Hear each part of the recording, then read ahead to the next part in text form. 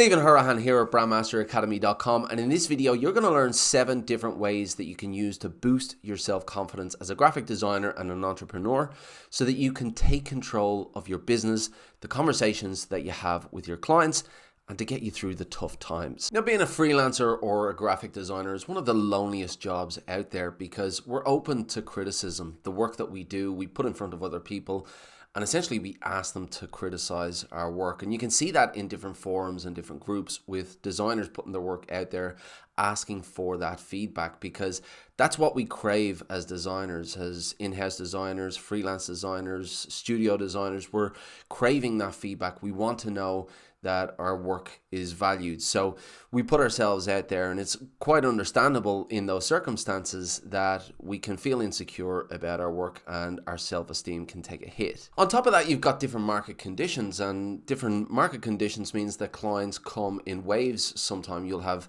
plenty of clients and plenty of jobs on one day or 1 week or 1 month, and the next month they might dry up completely. Now, that might be because that's the way things go within the design industry. You have those feast and famine times, or it might be based on market conditions. Something might happen in the market or in the economy or with the global health crisis, and all of a sudden those projects that you had on just suddenly dried up. So it's important to take control of that self-confidence to really get a grasp on the work that you're doing, to understand the conditions of the industry that you're in and just accept them, and just take on that idea that they are out of your control, but there are some things that you can control, and your self-confidence is one of those. And this really is a deal breaker when it comes to dealing with clients as well. And freelancers go through this more so than in-house designers. When you deal with clients on a one-to-one basis, they want to hear in your voice that you have an element of self-confidence about you, that it sounds like you know what you're doing, you're confident that you know where you're going, because often it's the tone of your voice and the confidence that you deliver more so than what you say that is a deal breaker for that client. Now, I've been studying business for many years now, and the more I read, the more I realize how much the mind plays a role in the success and failure of businesses and the success and failure of individuals as well. Now, I know that there are a lot of people out there who just look naturally self-confident, and it's as if they've been born with it, and it just naturally comes to them. And I've seen these people before, and I've seen these people when I've been going through periods of self-doubt as well, and I look towards those and I wonder, how did they get to that place? But anybody who is looking like they are completely self-confident, like they've been born with it, I guarantee you 99% of those people have gone through periods of self-doubt, and the difference between where they are now to where they were before is just simply a transition. They've gone on a pathway of overcoming that self-doubt, and anybody who has self-doubt can look to those people and understand, well, they were once struggling with self-confidence as well, and if they can overcome it, I can overcome it as well. And there's a number of different techniques that you can use to boost your own self-confidence, and that's what we're going to go through in this video right now. Number 1, visualize your future you. Now, Napoleon Hill once famously said, what the mind can conceive and believe, it can achieve. And visualization is a widely accepted technique across any successful entrepreneur or sports person. And it's this idea that if you visualize your future you, your future self, your successful self, then you're far more likely to get there. So start to think about who you are becoming, who you want to become. Do you want to become a top illustrator? Do you want to become a really good UX designer? Do you want to become a brand strategist? If so, what's your life going to look like in 10 years' time?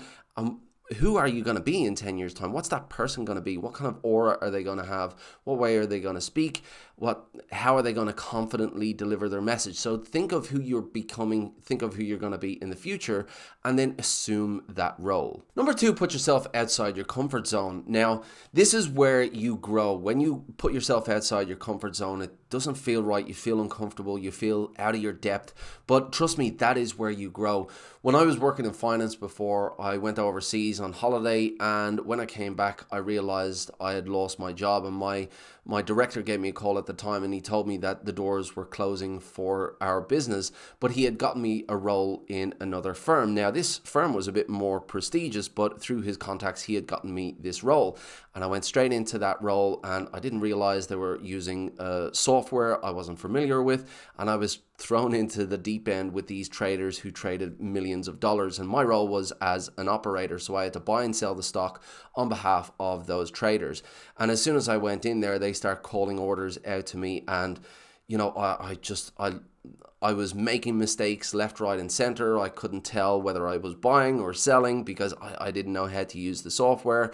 And I started to lose money because I started to make mistakes. I started to lose money for the traders, for the firm, and I'm talking thousands and thousands of dollars here. And, it was a really, really tough time in my life. And I was going into work every day during that period, and I was shaking just in case somebody asked me to place a trade. But I got through it. I started to learn the system. I started to get used to it. I started to take on smaller orders. And over time, the traders started to trust me again. And I really look back on that period as a defining moment in my life because I came across a challenge and I just wanted to throw the towel in. I really did. I was so nervous coming into work every single day. My palms were sweating. But when I got through it and when I started to build the trust with the traders again, and I ended up becoming quite good at what I was doing, and the traders started to turn to me as their go-to person. Then I looked back on where I had come, and I looked back at that journey, and that gave me a huge feeling of self-confidence that I had come across this huge challenge. I was thrown into the deep end. I wanted the world to swallow me up whole, and I just wanted to escape and run away, but I didn't. I stayed there. I fought through it. I battled through it. I showed up every day, and the confidence that I got from overcoming that really did play a big impact in the rest of my life from that point. And I always look back to that moment. So take that idea and put yourself outside of your comfort zone. I'm not saying that you need to put yourself in situations as dramatic as that, but put yourself outside your comfort zone. If you're not feeling confident, then chances are that you're growing, you're learning something new, and that will all build your self-confidence. Number 3, silence your inner critic. Now, believe it or not, we all have voices in our heads that talk to us and put us down. Now, some more extreme than others, and this really depends on the experience you had growing up, whether or not there was someone there in your life putting you down. But we all, to some level, have that inner voice. And I learned this about myself when I went to a self-development course, and I realized how loud the voice was within my head, but I also learned how to control it as well. And the best way to control it is by acknowledging it. When you hear that voice, when you hear that inner conversation telling you that you're not good at what you do, telling you that that you're not great, there are other people that are better than you, you're not worth anything, well then acknowledge that. Tell your inner voice, I can hear you, I see you, I know what you're doing, and you're not going to affect me. So the biggest challenge to that is first acknowledging that voice, realizing that there is a conversation going on in your head, and don't feel bad about this. Everybody goes through this on some level or another. Obviously, people who are less confident, people who have self-doubt, the voice is louder in their head. And if you're able to consciously recognize the conversations that are going on in your head, then you can start to take control of them. You can start to take control of them by having that conversation back. Don't just let the voice speak to you one way. Turn around and have a conversation with that voice and say, I hear you, I acknowledge you, I know what you're doing, but you're not going to put me down. So take control of that inner voice, silence your inner critic, and take control of that conversation. Number 4, embrace failure. Now, some of the most successful people of all time speak about this idea of embracing failure. Everybody from Winston Churchill to JFK, Einstein to Gandhi, they all talk about that idea of embracing failure, that you're not going to succeed or achieve anything unless you come across the idea of embracing failure, of accepting that failure is part of success. So really take that idea into your own world. I think Einstein said that those who haven't failed haven't tried something new. So really embrace the idea that you're going to fail. You're going to fail at some of the things that you do, and that is just part of the road to success. So give yourself a break. Embrace failure and accept that it's just part of the job. Number 5, learn to say no. Now, this is what shapes the success or failure of your career. When you learn your self-worth, when you start understanding what it is that your value is in the marketplace, then you're going to come across jobs and projects and people that want you to work on a particular thing, want you to work on a particular project and want to pay you a certain amount. And it's when you understand your value, it's when you understand the role that you're playing, the direction that you're going, the journey that you're on, and what you're becoming in the future, then you're going to learn to say no to more of those projects. And the more projects that you say no to, the more you're shaping your journey. If you just say yes to everything, then you're going to get sidetracked and you're never going to be able to take the time to really focus on who you are becoming. The more projects that you say no to, the more you embrace the idea of learning to say no, the more time you're going to have in your hands to really shape your own direction. So embrace the idea that you need to learn how to say no to the right projects at the right time. Number 6, be your own influencer. Now, Marilyn Monroe once said that wanting to be someone else is a waste of who you are.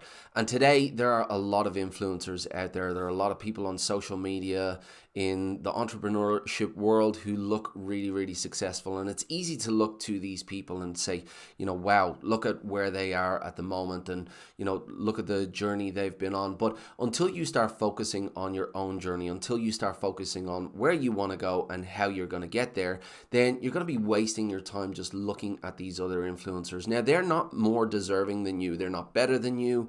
They don't have a huge amount of skills that are vastly better than yours. They just took their journey. They just went on their journey at the right time. They put their head down. They focused on their own journey and they got to where they're going.